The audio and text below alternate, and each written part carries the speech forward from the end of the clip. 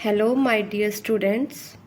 आज हम class 10th exercise 1.2 का क्वेश्चन नंबर फर्स्ट सॉल्व करेंगे। तो फर्स्ट क्वेश्चन है हमारा, सिद्ध कीजिए कि √5 एक अपरिमेय संख्या है। हमें पता है कि √5 कैसी संख्या होती है, एक अपरिमेय संख्या, लेकिन हमें ये सिद्ध करना है। तो इसे कैसे प्रूफ करेंगे, तो इसका प्रूफ देखें। हम क्या करेंगे, हमें प्रूफ करना है कि √5 एक अपरिमेय संख्या है, तो हम इसका अपोजिट मान लेंगे। हम मान लेंगे कि √5 क्या है, एक परिमेय संख्या है। माना √5 एक परिमेय संख्या है। हमें प्रूफ करना है कि √5 क्या है, एक अपरिमेय संख्या, लेकिन हम इसका अपोजिट सपोज करेंगे कि ये परिमेय संख्या है। और लास्ट में जो हमारी सपोजिशन है, जो हमने माना है, उसे हम गलत प्रूफ कर देंगे कि जो हमने माना था वो क्या है, गलत है। तो ये कॉन्ट्राडिक्शन हो जाएगा, विरोधाभास हो जाएगा। तो इस तरह से √5 एक अपरिमेय संख्या प्रूफ हो जाएगी। तो अब हमें कैसे खुद को गलत प्रूफ करना है, तो सबसे पहले हम मान लेंगे कि माना √5 एक परिमेय संख्या है। अब आप सबको पता होगा कि परिमेय संख्या क्या होती है। परिमेय संख्या होती है a/b के रूप में। ठीक है, इसका जो हर होता है b यहाँ पर हर है, ये 0 के इक्वल नहीं होता है। और a और b यहाँ पर क्या होते हैं, पूर्णांक। ठीक है, ये परिमेय संख्या होती है।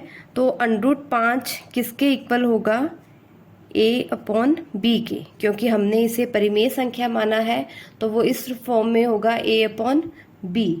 अब हम क्या करेंगे, हम दोनों पक्षों में दोनों तरफ वर्ग करेंगे। दोनों तरफ वर्ग करने पर लेफ्ट हैंड साइड में भी स्क्वायर करेंगे और राइट हैंड साइड में भी इसका स्क्वायर करेंगे। तो √5 का स्क्वायर इक्वल टू a/b का स्क्वायर। √5 का स्क्वायर क्या होगा, 5, और ये हो जाएगा a²/b²। और ये b² को अगर इधर लेके आएंगे तो ये बन जाएगा 5b² इक्वल टू a²। तो यहाँ से b² क्या आएगा, a²/5। इसे हम समीकरण 1 मान लेंगे। अब हमारे पास क्या आया है, b² बराबर a²/5। इसका मतलब ये है कि जो 5 है वो a² को क्या कर रहा है, विभाजित करता है।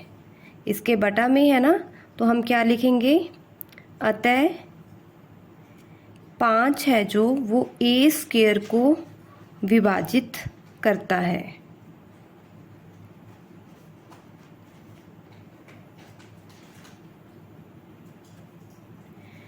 अगर 5 a² को विभाजित करता है, तो ये 5 है जो a को भी क्या करेगा, विभाजित करेगा। 5 a को भी क्या करता है, विभाजित। अगर a² में 5 का भाग जा रहा है तो a में भी 5 का भाग जाएगा। सीधी सी बात है, अगर किसी संख्या के स्क्वायर में, आप कोई भी संख्या ले लीजिए, अगर उसके स्क्वायर में 5 का भाग जाएगा तो उस संख्या में भी 5 का भाग जाएगा। तो यहाँ हमने क्या लिख दिया, जो 5 है वो क्या है, a को विभाजित करता है। अब हम क्या करेंगे, a को मान लेंगे a/5c। अब c भी यहाँ पर क्या है, c a और b की तरह ही क्या है, एक पूर्णांक है। a/5c आ गया।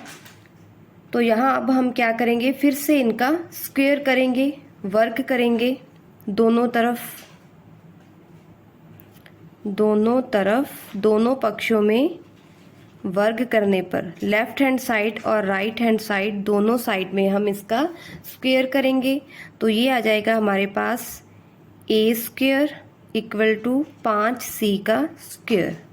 तो ये हो गया a² इक्वल टू 5 का स्क्वायर 25 सी स्क्वायर। अब हमने समीकरण 1 में ए स्क्वायर कितना निकाला था, ये देखिए यहाँ से ए स्क्वायर कितना था 5b स्क्वायर, तो ए स्क्वायर की वैल्यू यहाँ पर रख देंगे। ए स्क्वायर की जगह हम क्या रखेंगे 5b स्क्वायर बराबर 25 सी स्क्वायर, और यहाँ लिख देंगे समीकरण 1 से। समीकरण 1 से हमने क्या किया है ए स्क्वायर का मान रख दिया है। ये 5 से 25 कट जाएगा तो क्या आएगा हमारे पास b square equal to 5c square. अब यहाँ से हम c स्क्वायर अगर निकालें तो 5 इधर b स्क्वायर के क्या हो जाएगा भाग में। पहले हमने क्या किया था ए स्क्वायर बटा में 5 लेके आए थे, अब हम ले आए हैं b स्क्वायर बटा में 5। तो जैसे यहाँ पर 5 ए स्क्वायर को विभाजित कर रहा था इसके भाग में था, वैसे ही अब यहाँ पर b स्क्वायर को 5 क्या कर रहा है विभाजित कर रहा है। तो फिर से वही चीज़ लिखेंगे हम, अतः जो 5 है यहाँ पर वो b स्क्वायर को विभाजित करता है।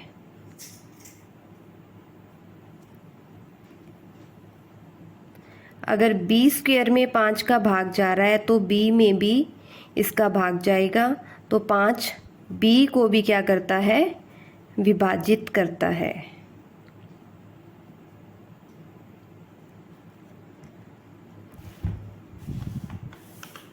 ठीक है, ये हम ले लेते हैं इसको। ये हमने जो लिया था 5 ए को विभाजित करता है, समीकरण 2 ले लेते हैं। और जो अब हमने निकाला है कि 5 बी को विभाजित करता है, इसे ले लेते हैं हम समीकरण 3। अब समीकरण 2 और 3 से क्या निष्कर्ष निकल रहा है, समीकरण 2 व 3 से। समीकरण 2 क्या है हमारी कि 5 ए को विभाजित करता है, और समीकरण 3 क्या है कि 5 बी को विभाजित करता है। मतलब 5 क्या है ए और बी दोनों का उभयनिष्ठ गुणनखंड है। 5 ए और बी दोनों को क्या कर रहा है विभाजित कर रहा है। तो यहाँ से हमें पता चला कि जो 5 है वो ए और बी का क्या है उभयनिष्ठ गुणनखंड है।